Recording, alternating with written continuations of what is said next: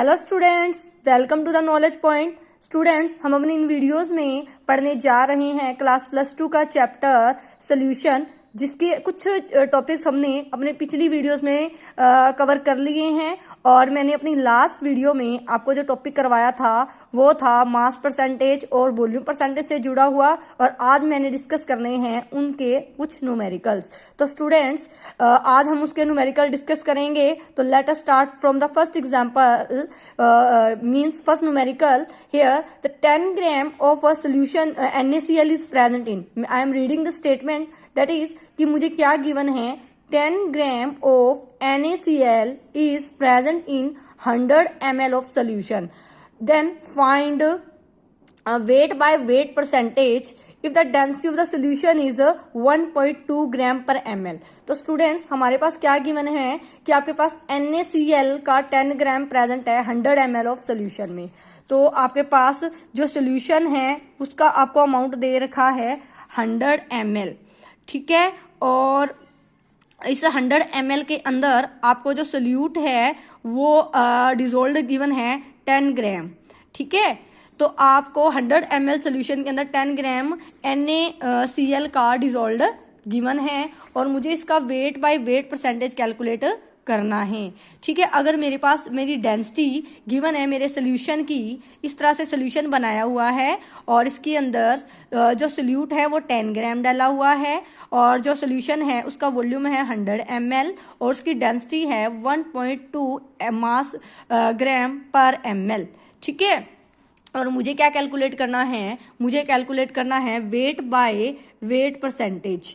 तो इसको कैलकुलेट करने के लिए स्टूडेंट्स, मैंने आपको लास्ट वीडियो में बताया था, उसका जो फॉर्मूला होता है वो होता है, जो हम मेथड यूज करेंगे, weight of the solute divide by weight of the solution multiply 100, ठीक है। तो हमारे पास मेरे गिवन प्रॉब्लम में weight of the solute given है 10 ग्राम, तो यहाँ पर मैं 10 सब्स्टिट्यूट कर सकती हूँ, ठीक है। लेकिन वेट ऑफ द सोल्यूशन मुझे गिवन नहीं है, मुझे सिर्फ क्या गिवन है, volume of the solution given है। वॉल्यूम कितना है मेरे सोल्यूशन का, 100 ml है, और मुझे डेंसिटी गिवन है वो है 1.2 ग्राम पर ml। और स्टूडेंट्स, आप जानते हो अगर मेरे पास ये दो टर्म्स गिवन हो और हम इन दोनों वैल्यूज का यूज करके मेरा weight of the solution easily calculate कर सकते हैं। तो यहाँ पर क्या चाहिए, मुझे वेट ऑफ द सोल्यूशन चाहिए, और मल्टीप्लाई में 100 पड़ा है तो इसको मैं 1 ले लेती हूँ। सबसे पहले मैं वेट ऑफ द सोल्यूशन निकालने के लिए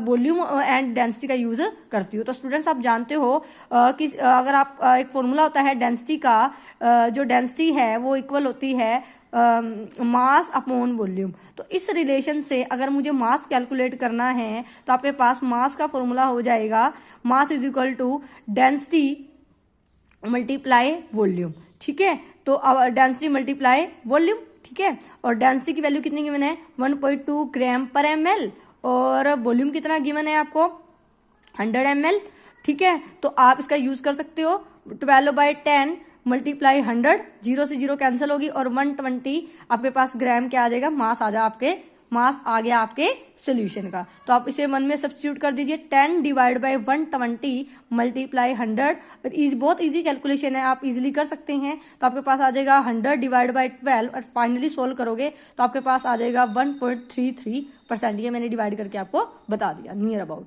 तो स्टूडेंट्स, तो इस न्यूमेरिकल में मैंने weight by weight percentage calculate करना था, और मुझे क्या गिवन था, मुझे सोल्यूट गिवन था जिसका वेट था 10 ग्राम, और मुझे सोल्यूशन का वॉल्यूम गिवन था जो कि 100 ml था, और डेंसिटी गिवन थी 1.2 ग्राम पर ml, और मुझे weight by weight percentage calculate करना था, और जिसका फॉर्मूला होता है mass of solute divide by total mass of solution multiply 100। तो मास ऑफ द सोल्यूट 10 ग्राम हो गया, mass of the solution density, और वॉल्यूम को मैंने मल्टीप्लाई करवा के सोल्व करके आ गया 120 ग्राम। और इसका जो मैं इस फॉर्मूले में यूज करूंगी तो मेरे पास वेट बाय वेट परसेंटेज आ जाएगा 10/120 मल्टीप्लाई 100, और फाइनली आ जाएगा 8.33%। इसका मतलब हो गया कि मेरे 100 ml सॉरी मेरे 100 ग्राम ऑफ सोल्यूशन के अंदर कितना वेट कंटेन होगा, वो होगा 8.33 ग्राम होगा। ये आपको वेट बाय वेट परसेंटेज बताता है कि आपके 100 ग्राम ऑफ सोल्यूशन में 8.33 ग्राम ऑफ आपका सोल्यूट यानी कि NaCl प्रेजेंट होगा। ठीक है स्टूडेंट्स, तो आपका ये वाला न्यूमेरिकल हो गया। Let us go to the another numerical which I take from the NCERT book. जो हमारा NCERT का क्वेश्चन है, बहुत इजी क्वेश्चन है। A solution is prepared by adding 2 gram substance A। मुझे एक सब्सटेंस गिवन है जिसका नाम A है और वो कितने अमाउंट में है, 2 ग्राम है, और उससे मैंने एक सोल्यूशन प्रिपेयर किया है। और कैसे प्रिपेयर किया है, 18 ग्राम ऑफ वाटर मैंने सोल्यूशन प्रिपेयर किया। ठीक है, उसके अंदर मैंने 2 ग्राम एक सब्सटेंस ऐड कर दिया और 18 ग्राम वाटर के अंदर डालकर I have prepared my solution and I have added 2 gram of solute. ठीक है, आई हैव एड 2 ग्राम, तो मैंने 2 ग्राम ऐड कर दिया है जो सोल्यूट का। और आपका जो सोल्यूशन है, ठीक है, वो कैसे बना, मैंने 18 ग्राम क्या लिया है, वाटर लिया हुआ है एज अ सॉल्वेंट। तो आप जानते हो टोटल वेट क्या आ जाएगा सोल्यूशन का, 18 + 2 20 ग्राम। ये मेरा वेट आ गया टोटल सोल्यूशन का। तो मैंने वेट क्यों निकाला, क्योंकि आगे मैं पढ़ के बता देती हूँ। कैलकुलेट द मास परसेंट, मुझे कहा गया था कि मास परसेंट मुझे कैलकुलेट करना है। तो मास परसेंट यानी कि वेट बाय वेट परसेंट एक ही बात है। तो वेट बाय वेट परसेंट का फॉर्मूला भी मैंने पीछे वाले न्यूमेरिकल में बताया। तो क्या था, मास परसेंट ऑफ सोल्यूट क्या होगा, mass of the solute divide by mass of the solution multiply 100। Mass of the solute कितना है, 2 ग्राम है। मास ऑफ द सोल्यूशन यहाँ कैलकुलेट कर लिया, 2 + 18 20 ग्राम आ गया, मल्टीप्लाई 100। जब ये सोल्व करोगे तो आपके पास 10% रिजल्ट आ जाएगा। ठीक है, तो यानी कि क्या था, 2 डिवाइड बाय 20 मल्टीप्लाई 100, ये जाएगा 5 पे और आ गया 10%। यानी कि वेट बाय वेट परसेंटेज क्या आ गया, 10% आ गया। वेट बाय ऐसे लिखेंगे वेट परसेंट, यानी कि इसका मतलब हो गया अगर मैंने 18 ग्राम ऑफ सोल्यूशन लिया है, सॉरी 20 ग्राम सोल्यूट था ना, वो तो सोलवेंट था, 20 ग्राम ऑफ सोल्यूशन लिया तो उसके अंदर मेरे पास 2 ग्राम ऑफ सोल्यूट एडिड है ना। और अगर मैं 100 ग्राम सोल्यूशन लूंगी तो इसका मतलब हो गया 100 ग्राम में मुझे कितना सोल्यूट डालना पड़ेगा, 10 ग्राम ऑफ सोल्यूट डालना पड़ेगा। यही मुझे वेट बाय वेट परसेंट बताता है। ये इसका मीनिंग हो जाएगा कि अगर 20 ग्राम में था, 20 ग्राम में 2 ग्राम सोल्यूट डाला हुआ था, तो 100 ग्राम में कितना आएगा, 10 ग्राम ऑफ सोल्यूट आ जाएगा। तो ये न्यूमेरिकल हो गया। ठीक है, उसके बाद स्टूडेंट्स आज हमारा जो टॉपिक है, इसके बाद मैंने डिस्कस करना है आपके साथ न्यूमेरिकल्स। मैंने 2 आपको बता दिए, जो था वो है मोल फ्रैक्शन का, जो नेक्स्ट कंसंट्रेशन टर्म है। तो स्टूडेंट मोल फ्रैक्शन आप जानते हो कंसंट्रेशन टर्म है जो जुड़ी हुई है मोल से। तो स्टूडेंट हमने अपनी क्लास 9th में क्लास +1 में moles, number of moles calculate करना सीखा था। ठीक है, और आप जानते हो नंबर ऑफ मोल्स कैलकुलेट करने का फॉर्मूला होता है गिवन मास, कि अगर मान लो आपके पास एक सब्सटेंस गिवन है A, ठीक है, अगर मुझे ये पता लगाना है कि इसके अंदर कितने मोल्स कंटेन है, तो आप क्या करोगे, इस A सब्सटेंस के गिवन मास जितना मुझे पता है, नोन मास है इसका, और डिवाइड बाय इसके उसके मोलर मास से, मोलिकुलर मास से क्या कर दोगे, डिवाइड करवा दोगे। मोलिकुलर मास से डिवाइड करवा दोगे तो आपके पास नंबर ऑफ मोल्स कैलकुलेट हो जाएंगे। ठीक है, तो number of moles easily calculate हो जाएंगे। और जब मैं इसका न्यूमेरिकल करवाऊंगी तो मैं आपको इसे दोबारा से डिस्कस कर लूंगी। तो मैं आपको पहले इसकी डेफिनेशन बताती हूँ। मोल फ्रैक्शन क्या है, mole fraction may be defined as the ratio of number of moles of one component to the total number of moles of the all the components। मान लीजिए आप एक सोल्यूशन बनाते हो, ठीक है, आप जानते हो सोल्यूशन के अंदर आप सोलवेंट एक लेते हो, सोल्यूट कुछ भी ले सकते, कितने मर्जी ले सकते हो नंबर में। तो मान लीजिए मैंने एक बार 2 ले लिया, एक सोल्यूट ले लिया, ठीक है, और एक सोलवेंट ले लिया, सोल्यूट B ले लिया और सोलवेंट A ले लिया। ठीक है, A ले लिया। तो इस सोल्यूट B के अगर मुझे मान लीजिए इसका जो मैंने वेट ले लिया WB ले लिया और इसका वेट ले लिया WA ले लिया। ठीक है, तो मुझे आप जानते हो अब मुझे क्या निकालना है, मोल फ्रैक्शन निकालना है। तो हम क्या करेंगे, मोल फ्रैक्शन का मीनिंग है फ्रैक्शन ऑफ द कंपोनेंट, मान लो मुझे सोल्यूट का मोल फ्रैक्शन निकालना है तो उसका फॉर्मूला हो जाएगा moles of the solute divide by the total number of moles. ये आपके पास मोल फ्रैक्शन हो जाएगा सोल्यूट का। इसी तरह आप सोलवेंट का भी निकाल सकते हो, ठीक है। तो मोल फ्रैक्शन में भी define as the ratio of the moles of the one component. यहाँ पे सोल्यूट का भी ले सकते हो एक टाइम पे और सोलवेंट का भी। अगर आप सोल्यूट का मोल फ्रैक्शन निकाल रहे हो तो ऊपर लिखोगे moles of the solute divide by total number of moles of the solute and solvent. अगर आप सोलवेंट का मोल फ्रैक्शन निकाल रहे हो तो ठीक है, तो आपके पास क्या होगा, ऊपर लिखोगे मोल्स और इक्वल, जो रेशियो लोगे ratio of moles of the solvent divide by total number of moles of the solute and solvent. जो मैंने आपको बोल के बताया वो मैं आपको लिख के बता देती हूँ कि मान लीजिए एब्सोल्यूट बी था तो एक्स बी से इसको डिनोट करेंगे जाई से। ये देखो इसे जीटा बोलते हैं, जीटा, ठीक है। और कुछ बुक्स में से ईटा से भी रिप्रेजेंट किया जाता है। तो अगर मैं सोल्यूट बी का मोल फ्रैक्शन निकालना चाहती हूँ तो वो कैसे निकालूंगी, number of moles of solute divide by number of moles of solute plus number of moles of solvent. ये सोल्यूट के मोल्स, ये सोलवेंट के मोल्स और नंबर ऑफ टोटल मोल्स हो जाएंगे और ये मेरा आ जाएगा मोल फ्रैक्शन ऑफ सोल्यूट। इसी तरह से अगर मैं number of mole fraction calculate करना चाहती हूँ सोलवेंट का तो आ जाएगा Na upon Na plus Nb, यानी कि number of moles of solvent divide by number of moles of solvent plus moles of solute, यानी कि टोटल नंबर ऑफ मोल्स। तो ये हो जाएगा, ये मेरे पास वैल्यू आ गई अगर मैं मोल फ्रैक्शन निकालना चाहती हूँ। और मोल फ्रैक्शन यानी कि मेरे सोल्यूशन के अंदर, ठीक है, सोल्यूट के मोल्स का कितना पार्ट है, फ्रैक्शन मींस हिस्सा है, ठीक है। इसी तरह से मोल फ्रैक्शन ऑफ सोलवेंट का मतलब है कि मेरे सोल्यूशन के अंदर सोलवेंट के मोल्स का कितना फ्रैक्शन है, ठीक है। तो ये फॉर्मूला ये लिखा हुआ है x b is equal to moles of solute और टोटल नंबर ऑफ मोल्स। और यहाँ पर मैं आपको कंटेनर में बता रही थी तो मैंने आपको बताया था वेट ले लिया। इस वेट को आप कैसे यूज करोगे, अब यहाँ पर तो मैंने आपको फॉर्मूला बताया ना, तो वेट से कैसे करोगे, तो पहले आप weight number of moles calculate करोगे। तो आप जानते हो डब्ल्यू बी डिवाइड बाय ये वाला फॉर्मूला यूज करेंगे तो हम molecular mass of solute use करेंगे। इसी तरह से Na निकाल लेंगे, WA डिवाइड बाय Ma निकालेंगे, ठीक है। तो मैंने वहां पर डायरेक्ट बता दिया था, पहले यहाँ पर कंटेनर लिया, सोल्यूट डाला B, सोलवेंट लिया A, सोल्यूशन बन गया, इसका वेट ले लिया WB, इसका वेट ले लिया WA, इसके नंबर ऑफ मोल्स इस फॉर्मूले का यूज करके आ जाएंगे NB is equal to W by MB, और इसके मोल्स आ जाएंगे Na upon N is equal to W upon Ma, क्योंकि मोलिकुलर मास है A यानी सोलवेंट का। और NB और जब Na की वैल्यू आ जाएगी तो आप इस फॉर्मूला में पुट करके XB और XA की वैल्यू कैलकुलेट कर सकते हो, ठीक है। तो यही मैं बता रही थी, मोल फ्रैक्शन में भी define as the ratio of the number of moles of one component may be solute और a solvent to the total number of moles of the solution, यानी कि सोल्यूशन के टोटल नंबर ऑफ मोल्स कितने हैं, यानी कि solute plus solvent के, ठीक है। और इसे जो है जीटा या ईटा से कुछ बुक्स में रिप्रेजेंट किया जाता है, इसकी नोटेशन दी जाती है। और एक मोस्ट इंपॉर्टेंट बात, the sum of all mole fractions is always equal 1। अब देखो मोल फ्रैक्शन आपने निकाल लिया, मान लो एक सोल्यूट था और एक सॉल्वेंट का, ये सोल्यूट का हो गया और एक सॉल्वेंट का हो गया। अगर आप दोनों के मोल फ्रैक्शन को ऐड करोगे तो हमेशा इक्वल सम क्या आएगा, 1 आएगा। इसको मैं आपके सामने प्रूव कर सकती हूँ, तो इसका प्रूव करते हैं।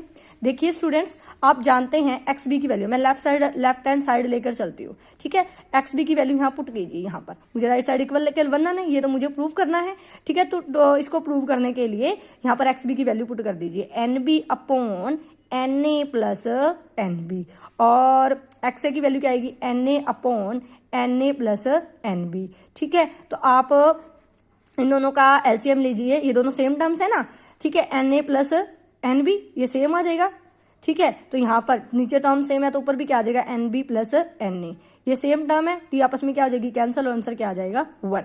तो हमेशा जो मोल फ्रैक्शन निकलेंगे जो टोटल ऑल कंपोनेंट्स के, उनका जो सम आएगा वो क्या आएगा, 1 आएगा, ठीक है। तो ये जो है मैं अपना रिजल्ट है आगे 2 से ज्यादा कंपोनेंट के लिए भी एक्सटेंड कर सकती हूँ, इसीलिए लिखा हुआ है not the result is also true for more than 2 components. मान लीजिए मैंने 3 कंपोनेंट्स ले लिए, ठीक है। देखिए सोलवेंट एक ही लेते हो, मान लो 2 सोल्यूट ले लिए, ठीक है। तो मान लो तो एक का वेट WA ले लिया और एक का वेट WB ले लिया, एक का वेट WC ले लिया। मान लिया मैंने सोलवेंट C ले लिया, ठीक है। तो आपके पास अगर सोल्यूट A और B हो गया, सोल्यूट A का वेट हो गया WA और उसके नंबर ऑफ मोल्स ले लिए Na, सोल्यूट B का वेट ले लिया WB और मैंने नंबर ऑफ मोल्स ले लिए NB, और सोलवेंट WC और उसके नंबर ऑफ मोल से ले लिए NC। तो उसी तरह से मोल फ्रैक्शन अगर आप जनरलाइज करोगे 3 के लिए तो आपके पास आ जाएगा एक्साई भी बोल सकते हैं, ठीक है, जीटा ए, या आप नॉर्मल एक्स बोल लीजिए, ठीक है, एक्स की तरह है ना इसकी शेप, इजी करने के लिए x a is equal to NA upon NA plus NB plus NC, ऐसे XB is equal to NB upon, अब देखो B का निकालना है तो नंबर ऑफ मोल्स B के ऊपर रखेंगे, बाकी सबका टोटल नीचे। C का निकालना है तो नंबर ऑफ मोल्स C के ऊपर रखोगे, बाकी सबका सम नीचे। तो इस तरह से आपके पास आ जाएगा। और यहाँ मैंने स्पेशली लिखा हुआ है कि आप ये जो लिखोगे इसे जो XA है प्लस XB है प्लस XC, सभी का सम क्या आता है 1 आता है। इसी तरह से आप ना n कंपोनेंट्स के लिए भी, मान लो आपके पास A B C D up to n components हैं, उनके लिए भी ये रिजल्ट होल्ड करवा सकते हो। तो अगर मान लो ith कंपोनेंट का आपको मोल फ्रैक्शन निकालना है तो वहां पे आ जाएगा NI, यानी कि number of moles of the ith component divide by NA plus NB up to NN। आ गया समझ में? Mole fraction of its components, ith component, mole fraction of the ith component आ जाएगा, ठीक है। और दूसरी बात है, mole fraction does not depend upon the temperature. Mole fraction temperature पे डिपेंड नहीं करता। मोस्ट इंपॉर्टेंट बात है, क्यों नहीं करता? क्योंकि स्टूडेंट्स जो मोल है ना, जो खुद जो नंबर मोल्स क्या है, जो मोल फ्रैक्शन है वो नंबर ऑफ मोल्स पे डिपेंड करता है, ठीक है। और जो मोल खुद है वो वेट का कॉन्सेप्ट है, मास पे डिपेंड करता है, ठीक है। क्योंकि जब आप मोल्स कैलकुलेट करते हैं तो आप जानते हो, आप फॉर्मूला क्या लगाया था, mass given mass by molecular mass. तो जो हम मास से निकाल रहे थे, मास से कैलकुलेट कर रहे थे, तो जो मास खुद ही अगर टेम्परेचर पे डिपेंड नहीं करता तो मोल्स जो हम कैलकुलेट कर रहे हैं नंबर ऑफ मोल्स, वो भी टेम्परेचर पे डिपेंड नहीं करेंगे। जब number of moles he temperature पे डिपेंड नहीं करे तो मोल फ्रैक्शन भी डिपेंड नहीं करेगा।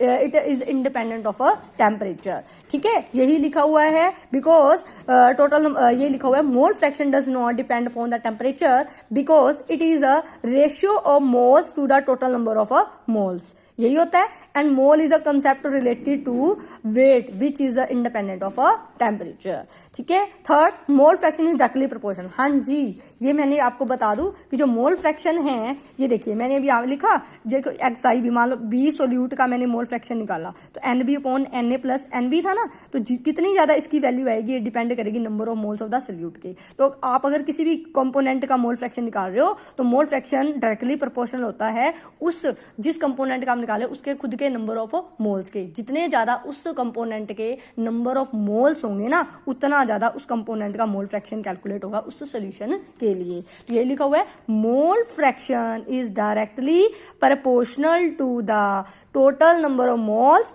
Of the given component. Given component का मतलब है जिस कंपोनेंट का मैं मोल फ्रैक्शन कैलकुलेट कर रही हूं, ठीक है, वूज फ्रैक्शन इज कैलकुलेटर लिखा हुआ है ना। तो यानी कि अगर मैं सल्यूट बी का मोल फ्रैक्शन कैलकुलेट कर रही हूं तो बी का मोल फ्रैक्शन टोटली डिपेंड करेगा, यानी कि डायरेक्टली प्रोपोर्शनल होगा। मेनली किस पे डिपेंड करेगा, टोटली की बजाय, क्योंकि नीचे ये भी पड़ा है ना। लेकिन इस पे जितना ज्यादा NB होगा उतना ज्यादा ये होगा। अगर ये कम होगा तो बी सल्यूट का mole fraction with respect to the solution बहुत कम आएगा, यानी कि उसके अंदर सोलवेंट के मोल्स, नंबर ऑफ मोल्स का ज्यादा है, सोलवेंट का हिस्सा ज्यादा है, ठीक है। अगर XB ज्यादा आया, ये तभी हुआ होगा क्योंकि सोल्यूट के नंबर ऑफ मोल्स क्या है, ज्यादा है, यानी कि सोल्यूट का हिस्सा ज्यादा है, ठीक है स्टूडेंट्स। ये मैंने इंपॉर्टेंट पॉइंट्स थे आपके लिए नोट डाउन करके रखे हुए हैं।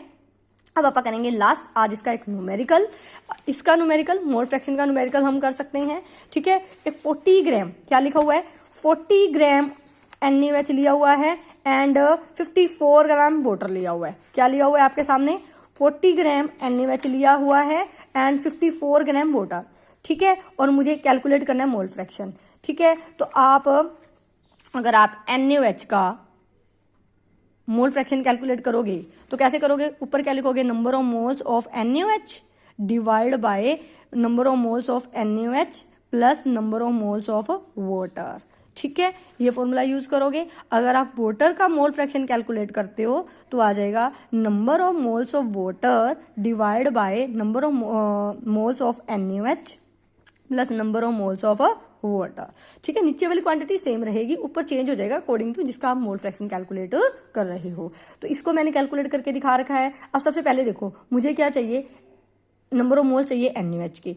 तो यहाँ पर number of moles of NaOH calculate करने के लिए मैंने लिखा हुआ है। अब नंबर ऑफ मोल्स कैसे कैलकुलेट करते हैं, given weight divide by molecular mass. तो गिवन मास क्या होता है NaOH का, क्या है 40, कितना है 40, और मोलिकुलर मास आप कैसे कैलकुलेट करोगे, देखो Na का जो मास होता है, मोलिकुलर वेट होता है, एटॉमिक मास 23, मोलिकुलर नहीं सॉरी एटॉमिक वेट होता है 23, ऑक्सीजन का होता है 16 एंड हाइड्रोजन का होता है 1। तो ठीक है, तो इन तीनों को आप पुट कर लीजिए, यहाँ पर ऐड कर दीजिए और आंसर क्या आ जाएगा 14U एटॉमिक मास यूनिट। ठीक है, तो इसका मोलिकुलर मास आ गया 40। तो यहाँ पर मैंने 40 पुट कर दिया, गिवन वेट 40 था, 40 से 40 कैंसिल हो गया, और नंबर ऑफ मोल्स कितने आ जाएंगे NaOH के 1। ठीक है, और इसी तरह से number of moles of water के निकालने हैं, given mass by molecular mass. Weight of water कितना है 54, और मोलिकुलर मास ऑफ वाटर कैसे कैलकुलेट करोगे, क्योंकि मैंने बताया H का कितना होता है 1 और ऑक्सीजन का कितना होता है 16, और H कितने लिए 2, तो 2 × 1 2 + 16 कितना आ जाएगा 18। ये हमने 9th क्लास में किया हुआ है, क्योंकि 2 H ले रहे हो, एक H का 1 है तो 2 H का 2 हो जाएगा, 2 और 16 18, तो मोलिकुलर मास ऑफ H2O कितना हो जाएगा 18U। तो यहाँ पर वेट ऑफ H2O कितना है 54, मोलिकुलर मास ऑफ H2O कितना आया 18, और 54 को 18 से जब डिवाइड करोगे तो आंसर क्या आएगा 3। ये number of moles of NaOH आया 1, number of moles of H2O आया 3। तो इन फॉर्मूलाज में पुट करते हैं, तो यहाँ पर क्या आया, number of moles of NaOH 1, तो 1 + 3 यानी कि आंसर आ गया 1/4। ये मैंने यहाँ लिखा हुआ है। ठीक है, इसी तरह से number of moles of H2O 3, और यहाँ आ जाएगा 1 + 3, तो क्या आ जाएगा 1/4। ठीक है, सॉरी 3/4। तो नंबर ऑफ मोल्स आ जाएगा, मोल फ्रैक्शन आ जाएगा, सॉरी कि मोल फ्रैक्शन आ जाएगा NaOH का 1/4, और मोल फ्रैक्शन आ जाएगा वाटर का 3/4। मैं रिपीट कर देती हूँ, मुझे क्या गिवन था, NaOH का वेट गिवन था, वाटर का वेट गिवन था, मुझे मोल फ्रैक्शन कैलकुलेट करना था, तो मैंने यहाँ फॉर्मूला लगाया NaOH के मोल फ्रैक्शन के लिए, तो ये यूज़ करेंगे। इसके लिए मुझे नंबर ऑफ मोल्स चाहिए, तो नंबर ऑफ मोल्स का फॉर्मूला था given weight by molecular weight. Given weight मुझे गिवन है 40, जो यूज़ करना है NaOH का मोलिकुलर मास कितना आएगा 40, तो 40 डिवाइड बाय 40 करोगे 1, नंबर ऑफ मोल्स कितने आ जाएंगे NaOH के 1। इसी तरह से वाटर का कैलकुलेट करोगे 54। ठीक है, गिवन है, और मोलिकुलर जो मास है वाटर का वो होता है 18 को 54, 18 से 54 को डिवाइड करोगे, नंबर ऑफ मोल्स आ जाएंगे 3। तो मोल फ्रैक्शन के फॉर्मूलाज में यहाँ पुट कर देंगे, तो यहाँ पर पहले NaOH का आ जाएगा ये वाला। इसी तरह से आप वाटर का भी कैलकुलेट कर सकते हो। इसी तरह से स्टूडेंट्स नेक्स्ट क्वेश्चन है, a solution has 46% weight by weight ethyl alcohol. क्या है, ए सोल्यूशन है जिसके पास 46 weight by weight ethyl alcohol है इन वाटर। ठीक है, find the mole fraction of ethyl alcohol. ठीक है, तो आप जानते हो इथाइल अल्कोहल का फॉर्मूला होता है C2H5OH। ठीक है, और वाटर आप जानते ही हो H2O होता है। ठीक है, और मेरे पास एक सोल्यूशन बना बनाया मिला है जिसके अंदर मैंने इथाइल अल्कोहल डाल रखी है, और वाटर के अंदर, और जो सोल्यूशन है 46% है वेट बाय वेट, यानी कि मुझे वेट परसेंटेज दे रखा है और मुझे मोल फ्रैक्शन कैलकुलेट करना है। वेट परसेंटेज की डेफिनेशन यूज कीजिए, 46% का मतलब है 46 gram of ethyl alcohol is present in 100 gram of a solution. मुझे 100 ग्राम ऑफ सोल्यूशन के अंदर क्या है 46 gram of ethyl alcohol given है। ठीक है, तो वेट ऑफ वाटर क्या आ जाएगा, आप जानते हो, ये मेरा सल्यूट हो जाएगा और ये मेरा सॉल्वेंट हो जाएगा। तो weight of the water, sorry ये मेरा वेट ऑफ सोल्यूशन है ना, तो मेरा वेट ऑफ वाटर क्या आएगा 100 - 46 54 ग्राम आ जाएगा। ये सल्यूट हो गया, ये पूरा सोल्यूशन हो गया। सोल्यूशन में से आपने सल्यूट को माइनस कर दिया तो आपके पास सॉल्वेंट आ गया 54 ग्राम। ठीक है, या इथाइल अल्कोहल बोल लीजिए, इथाइल अल्कोहल 46 ग्राम है, और आपके पास वेट ऑफ वाटर कैलकुलेट करना तो कितना आ जाएगा 54 ग्राम। क्योंकि मुझे पहले तो नहीं पता था ना कौन देखिए, क्योंकि मुझे पता इन वाटर दिया हुआ है और ठीक है एक्वा सोल्यूशन दिया हुआ है, तो फिर वो जो सॉल्वेंट होगा वो वाटर होगा।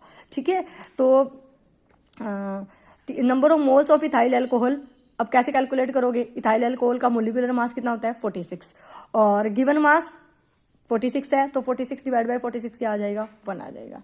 ठीक है, और ये मैंने फॉर्मूला लगा हुआ है मोल फ्रैक्शन का, तो मोल फ्रैक्शन इथाइल अल्कोहल के लिए। इसी तरह से आपको क्या निकालने पड़ेंगे, number of moles of water. आपको पता है मोलिकुलर मास क्या होता है वाटर का 18, और जो गिवन वेट है 54, तो आंसर क्या आ जाएगा 3। तो इसी तरह से पहले मैंने इथाइल अल्कोहल का मोल फ्रैक्शन का फॉर्मूला लगाया है, अपॉन 1, क्योंकि इसके नंबर ऑफ मोल्स के आए थे 1, डिवाइड बाय में इसके आए हैं 3, 1 + 3 = क्या आ जाएगा 1/4, यानी कि 0.25। अगर आप वोटर का निकालोगे तो आपको मैंने यहाँ बताया था, because we know that XA + XB = क्या होता है 1, तो यहाँ पर मैं 1 में से 0.025 माइनस कर दूंगी तो 0.75 आ जाएगा।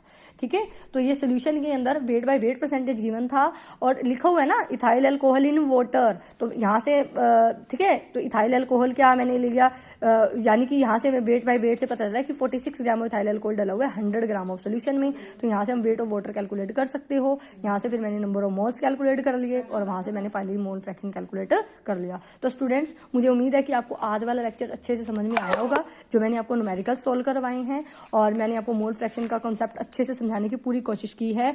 ठीक है, विद द फॉर्मूलाज। ठीक है, और आपके लिए मैंने यहाँ पर पूरे फॉर्मूलाज मेंशन किए हुए हैं। और ठीक है, अगर आपको ये वीडियो अच्छी लगी हो तो प्लीज़ इसे लाइक करें और शेयर करें, मेरे चैनल को सब्सक्राइब करें। अगर आपको कोई डाउट है तो आप डाउट सेक्शन में जाके ले सकते हो। वीडियो देखने के लिए थैंक यू।